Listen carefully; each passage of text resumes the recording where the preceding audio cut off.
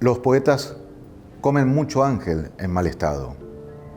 Alguien dijo, no le temas a lo desconocido, el desconocido eres tú. El amanecer es un festín de ángeles degollados. Fuerte, ¿no? Fuerte. Chino Valera Mora, que vivió aquí en Mérida, decía que aquí hay más poetas que gente. ¡Qué maravilla! Las palabras no significan nada, es la manera de decirlo.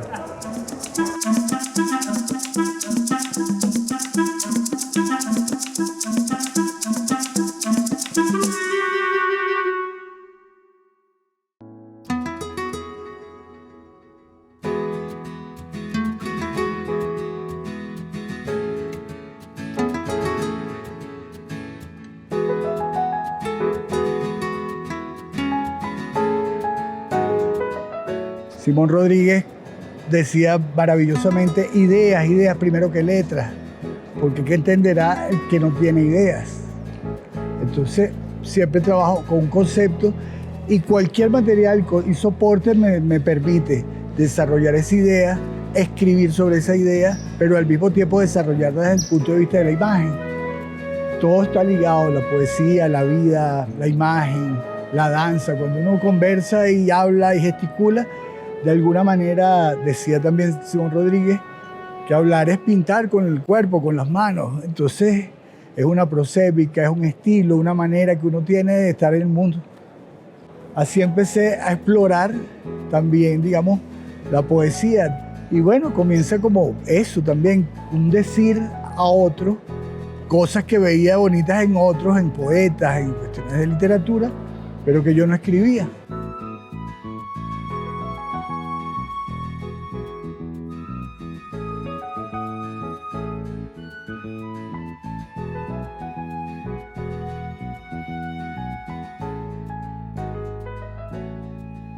Años después, digamos que publicó en 1981, también por una especie de azar, publicó mi primer poemario, se llamaba 13. Sigo escribiendo y en algún momento empiezo a conocer mucha gente que ampara mi trabajo poético.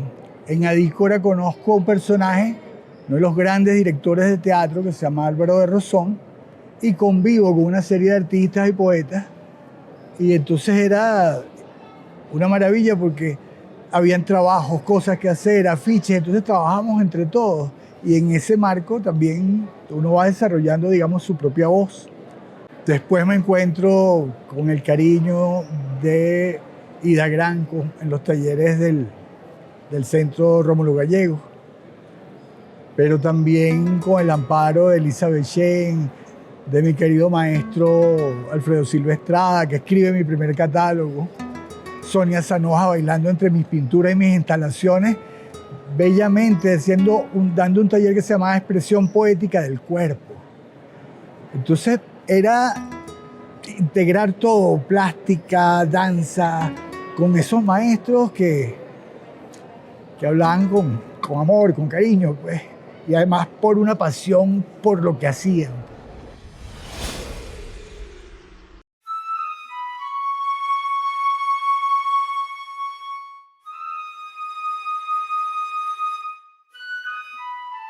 Publicándole a un gran hermano y compañero de camino, el poeta Stephen Marsh, el que nos conocemos desde los 12, 13 años.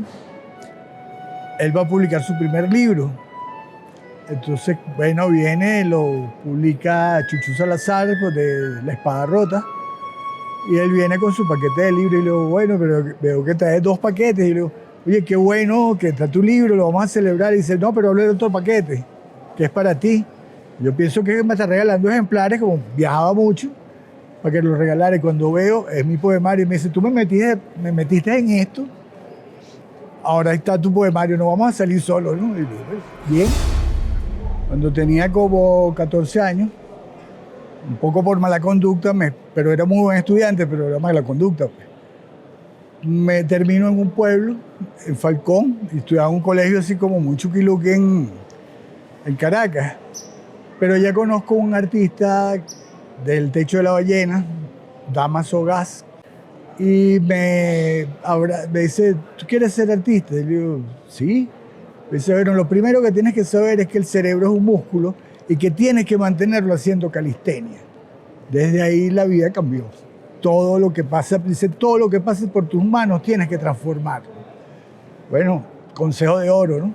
Fíjate, cosas que ya nadie usa, pero son pequeños cuadernos de artista. Pero al mismo tiempo, si Marx decía que la alienación era la sustitución de los valores de uso por valores de cambio, esto es un valor de cambio que yo estoy convirtiendo de nuevo en un valor de uso, es decir, estoy desalienándome, utilizando esto como... Y también me permite, digamos, investigar sobre los materiales más burdos, o sea, no tengo que estar quejándome de que no tengo tal pigmento, que antes usaba muy buenos, eso, pero ¿y por qué no investigar el bolígrafo, el lápiz, los creyones que quedan de los chamos? Entonces, ser artista también significa un poco resolver problemas.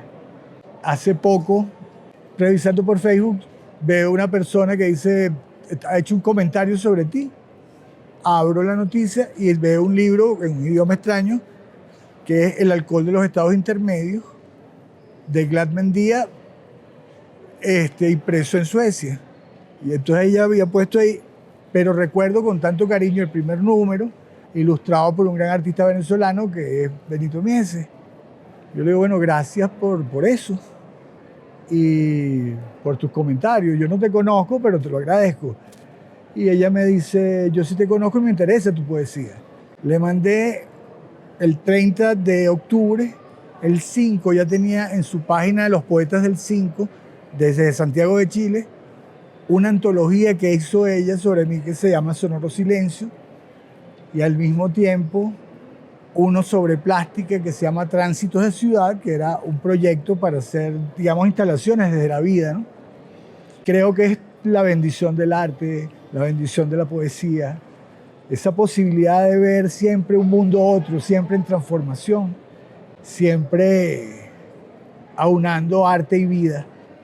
Y bueno, yo creo que he sobrevivido a todo, a los accidentes, a todas las cosas, precisamente gracias a la poesía, a la imagen, a la sorpresa que tienen los niños frente a todo, ¿no? Entonces, no quisiera perder nunca esa visión primigenia de alguna manera, ese mantenerse haciendo calistenia que me dijo en algún momento el maestro. Y la vida sin arte, sin poesía, no es vida.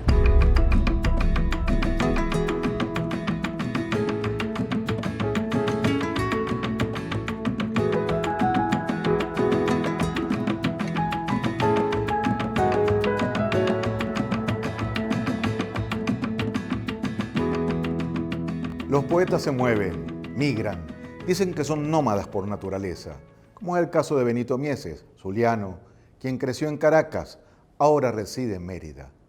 Va de la poesía a la plástica, se mueve en su afán transformador.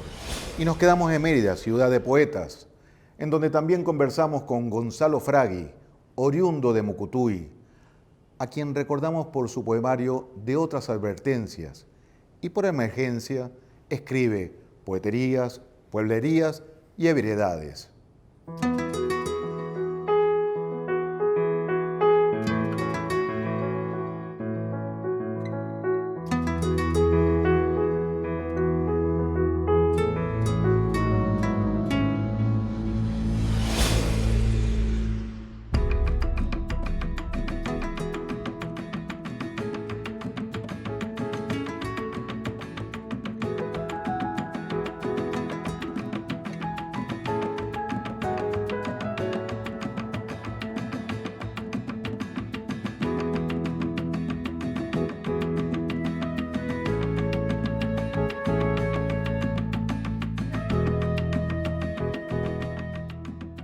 En mi pueblo decían, en Mucutuy, aquí todo el mundo es feliz con su tristeza. Es decir, pareciera que no hay nada que doblegue al venezolano a pesar de las dificultades. Y entonces uno siente que un pueblo que ríe es invencible, no lo van a poder doblegar jamás.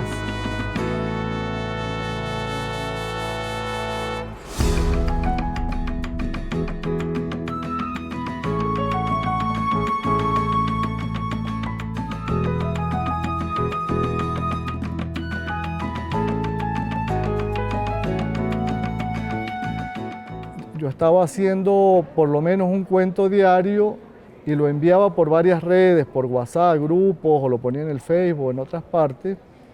Y entonces mucha gente empezó a sentir aquello como un aliciente, es decir, para empezar el día, que de repente estaba un poco ahí dura la cosa, empezar con un cuento, con un chiste, con una anécdota, eso es como que le ayudaba a vivir.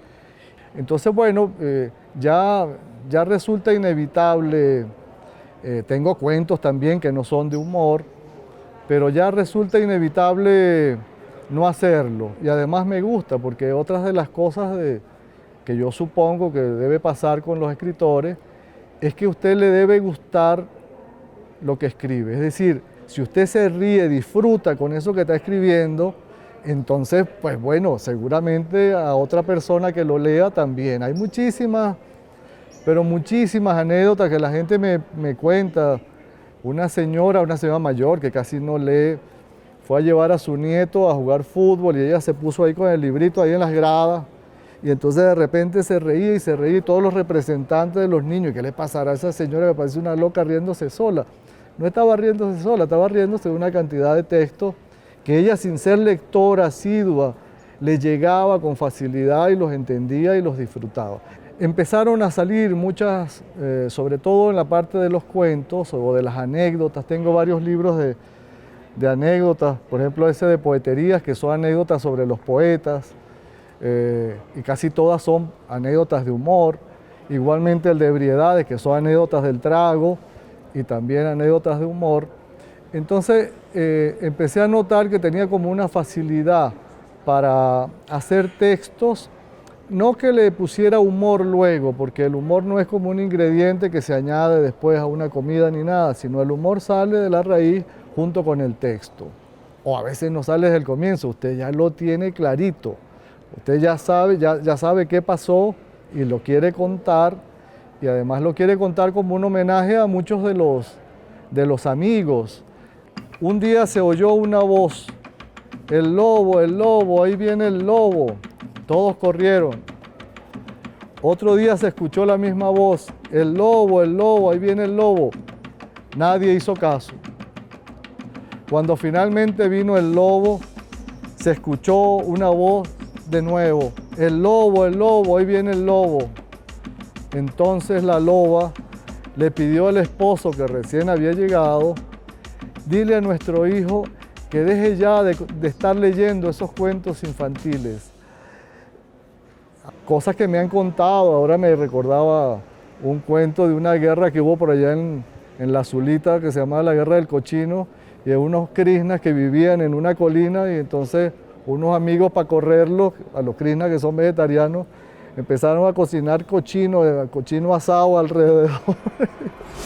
Yo siento que el humor es cotidiano, nos estamos riendo a cada rato y siento que la risa nos salva, y como creo que decía Chaplin alguna vez, un día sin reír es un día perdido.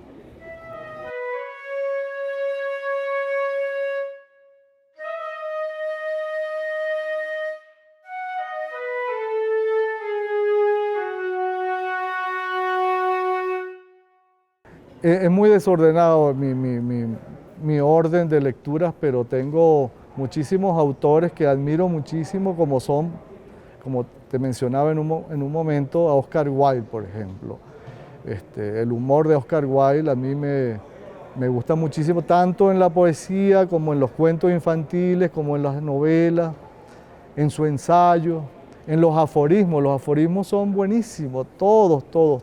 Yo, disculpe que no sepa de todo, ya no soy joven, dice Oscar Wilde, porque los jóvenes saben todo, pero ya a esta altura nosotros no tenemos por qué saberlo. Cuando tú lees un texto, ese te lleva a otro, y entonces como un tejido, una red que va creciendo, y cada vez que te vas adentrando como en ese bosque, te vas alegrando, y además tú compartes lecturas con mucha gente. Yo recuerdo que Chávez parece que dormía poco, y en el primer anillo de seguridad, entonces Chávez de repente bajaba en pantuflas y en pijama, muchachos, ven acá que quiero leerles una cosa que está muy buena, me da pena que la vaya a leer yo solo, yo tengo que compartirla con alguien. Entonces empezaba a leerle a ellos, Los muchachos todos preocupados porque estaban abandonando la seguridad. Entonces parece que tuvieron que hacer otro anillo de seguridad para asegurar el anillo de lectura que había creado el presidente. Es decir, cuando uno tiene un libro o algo que le ha gustado mucho, más bien empieza a compartirlo, le da el link, mira, búscate este libro, búscate esta novela, este cuento, este poema. Es un compartir, crea una hermandad. Decía Alejandra Pizarnik que el poeta es una especie de terapeuta que ayuda, que salva, la idea de un arte sano, ¿no? Todos estamos heridos y entonces necesitamos como del arte para ayudar a salvarnos. García Lorca pedía medio pan y un libro. Hoy en día la gente lo ha sentido de esa manera. Uno va acompañado siempre con los autores que quiere.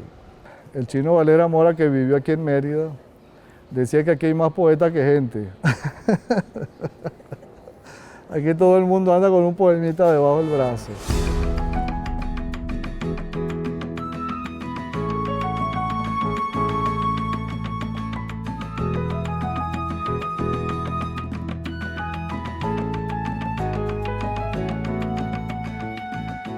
Los caminos hacia la poesía son inciertos.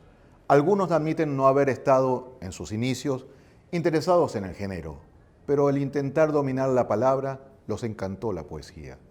Es el caso de Freddy Araque, poeta tachirense, orgullosamente de Uribante, aunque los bordes se muevan.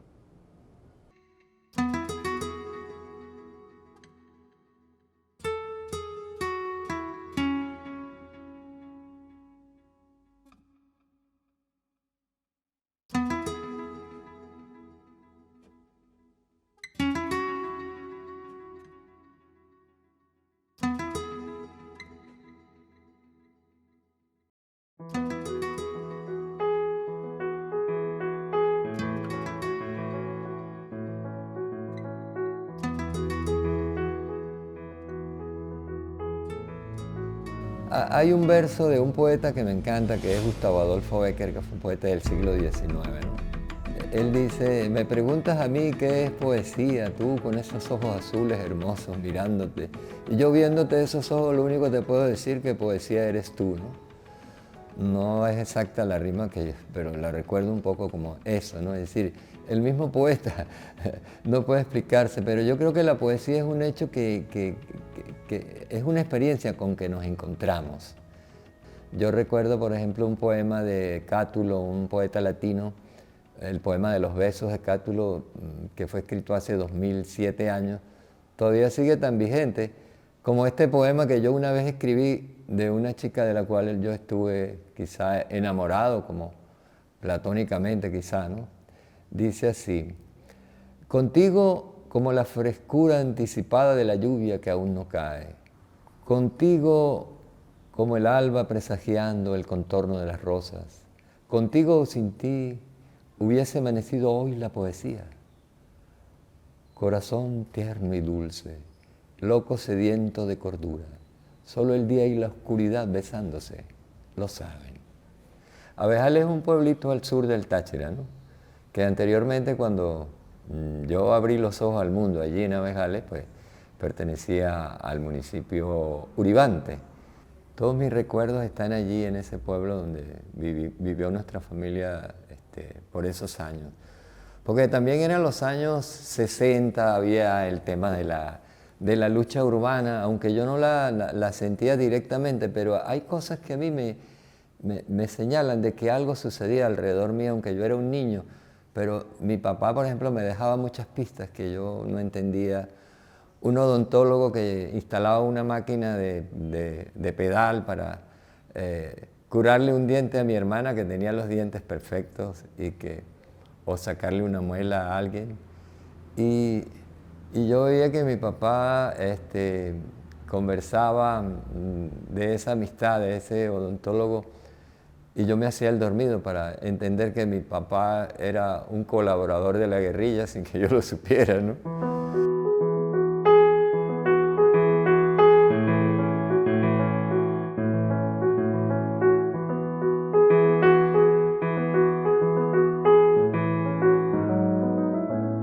en este trabajo de encantos separado, ¿no? Encantos. Juego como a que las palabras tienen eso, su encanto, a pesar de que sea encantos. Sí, porque siento que la poesía también es como un cantar, ¿no? Entonces, si nosotros recordamos la Ilíada, por ejemplo, comienza diciendo: canta, oh diosa, la cólera del Pélida Aquiles, cólera funesta. Que, bueno, por ahí te va. Es eso, es el poeta invocando el canto, ¿no? Quizá no él, pero invoca a la diosa para cantar. Y canta pues la tragedia de los griegos, que yo a veces pienso que detrás de todas esas historias hay otras historias, y esas historias siempre terminan encontrándose, porque esa liga de príncipes griegos que al lado de Agamenón y de Menelao, que es el afectado por Helena, que se la robó París, todos se unen para ir a rescatar a Helena, ¿no? Y se van desde las islas griegas hacia el sitio donde ocurre, que es lo que hoy en día es Turquía, ¿no? Sabemos que Turquía es el paso por el Mar Negro, por el Bósforo, por todo ese tipo de cosas. Entonces, en realidad esos príncipes griegos iban por Helena, o había otra cosa como parecía a la OTAN, aunque no se llamara en aquel tiempo, ¿no? Pero me parece eso, ¿no? Que Troya es lo que hoy en día sigue siendo ese mundo conflictivo de los grandes intereses, ¿no? Y aquellos intereses de esa época se corresponden hoy en día exactamente casi como al calco, ¿no? Yo siento que yo pude haber sido un músico, pero no lo fui nunca, porque mi papá, a pesar de que era músico, pues siempre cuidaba su guitarra, que no se la fueran a tocar, ¿no? Mi papá era un hombre extraordinario, que cantaba tangos y los tocaba en su guitarra hermosamente. Vistió a la usanza de Gardel en su juventud, y bueno, eso de algún modo está ahí en nosotros, ¿no? Yo quizás no fui músico, pero yo creo que a través de la poesía trato como de encontrarme en esa musicalidad de los versos.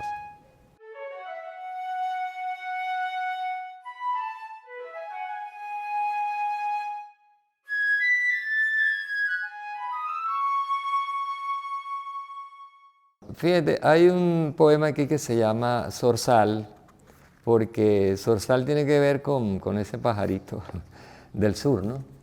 Y de hecho a Carlos Gardel lo llamaban el Zorzal criollo, creo, ¿no? Recuerdo que sí, el Zorzal criollo. Y hay un locutor tachirense que es capachero, como mi papá, porque mi papá también era de Capacho.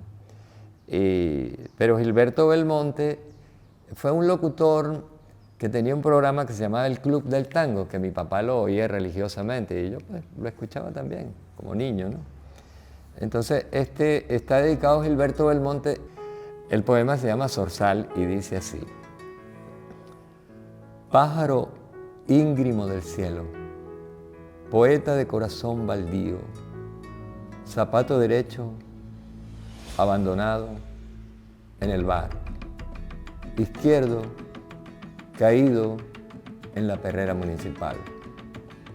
Por esta calle maleva, al rezongar del bandoneón, sombras con mis pasos bailan, este tango anida sueños hacia tus brazos ardientes, cruz del sur. Este se llama Altazor. Dice así: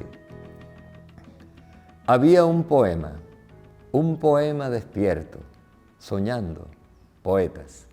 Y lo quise llamar Altazor porque también es un homenaje a un gran poeta latinoamericano que es Vicente Huidobro. Y ese Altazor, que es un libro hermoso de poesía, que deberían leerlo todos los jóvenes nuestros.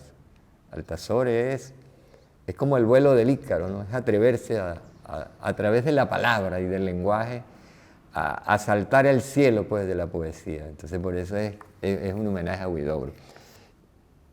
Yo en mis comienzos de escribir, realmente la poesía a mí no me llamaba la atención. Los profesores de castellano alejan a los muchachos de la poesía. Entonces yo no soportaba ni siquiera a Aquiles Nazoa, ni al poeta Arbelo, el de Florentino y el Diablo. y tantos poetas que nos hacían beber como una sopa obligada. Entonces fui reacio. Entonces quizá uno se va enganchando por otros caminos hacia la poesía, quizá la música, ¿no? Yo me enteré muy tarde que aquel galerón con una negra era de Aquiles Nazoa, y a mí me agradaba, ¿no? Sobre todo cuando lo recitaba Víctor Morillo.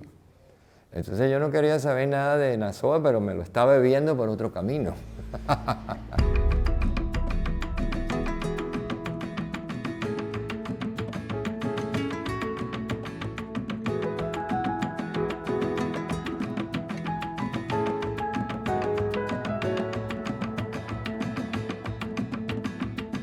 Reinaldo Pérez O, poeta y doctor, en ese orden lo hubiera presentado Unamuno. El poeta no pierde su capacidad de asombro y advierte que el poema que no es sentido no debe ser publicado, no debe existir.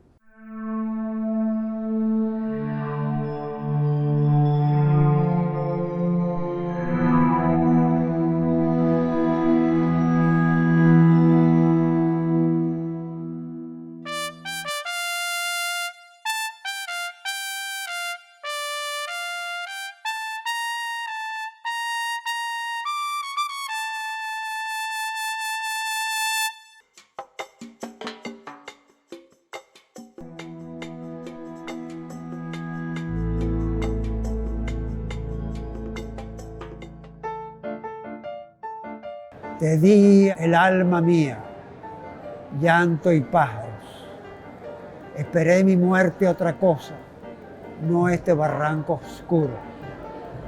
Alma, quizá no comprendí bien, llevé una vida alocada y sin sentido. Tampoco tú me diste reposo. Todas las cosas que me ocurren me sorprenden. Tocudito alguna vez me llamó y me pusieron en el campo de Carabobo. Y la sorpresa fue que yo estuve hablando de poesía a los soldados. Y todos estaban firmes. Y yo hablando de poesía. Y yo me quedé frío, porque fue de verdad una sorpresa. Y esto de hoy lo ha sido también, sobre todo una niña de 5 años que se sabía un poema mío de memoria y empezó a recitarlo. Y fue, digo otra vez, una sorpresa.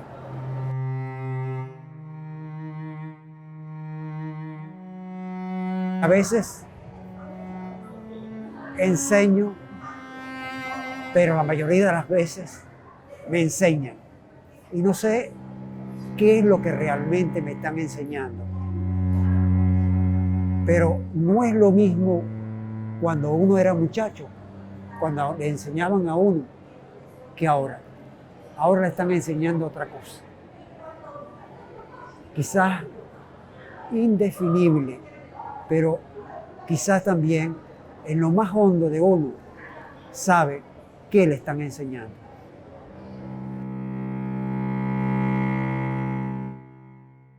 Lo que realmente existe es este momento, con un lugar común aquí y ahora, ¿no? Y cada libro de los que están contenidos en solo, cada uno es un momento de mi vida. Es como si fuera una bitácora de viaje. Entonces, se van nombrando cosas, personas, objetos, paisajes diferentes. Y uno podría decir, bueno, me gusta más esto, me gusta menos esto, pero no, son diferentes etapas de la vida. Y creo que para mí, ahora lo veo, viendo todos esos libros reunidos, cómo yo los puedo dividir. Esto ocurrió en tal época, en tal momento, aunque aparentemente eso no se ve. Son visiones de la vida y de mi interioridad. Eso es lo que yo veo. A lo mejor sirva para alguien, porque uno no escribe para uno escribe para alguien, aunque sea una sola persona. Porque cuando yo, al menos en el proceso creador, siempre tengo a alguien que está conmigo acompañándome. Y es el que me dice, eso es bueno lo que estás diciendo, eso no sirve, es falso, porque eso no lo has sentido tú. Y un poema que no se siente es un poema que no debe hacerse nunca presente para nadie. Y digo presente en los dos sentidos, en el del regalo y en el de la exactitud del momento.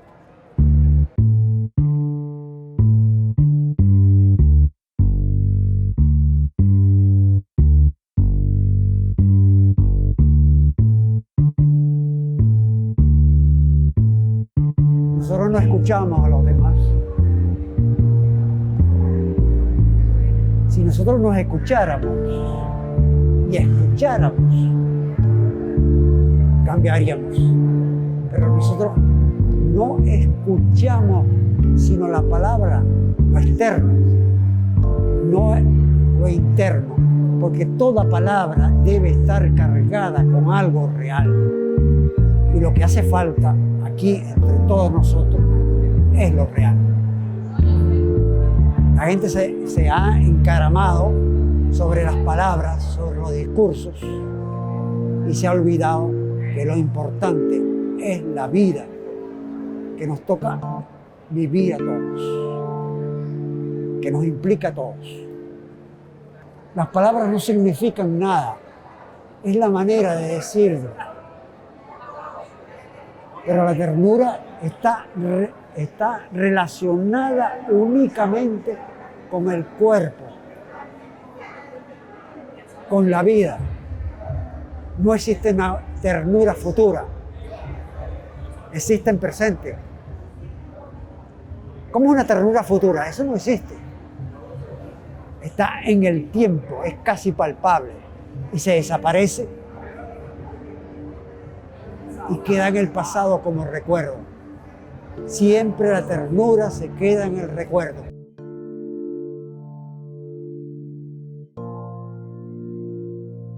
Torpe y sabio sapo extendido en la charca.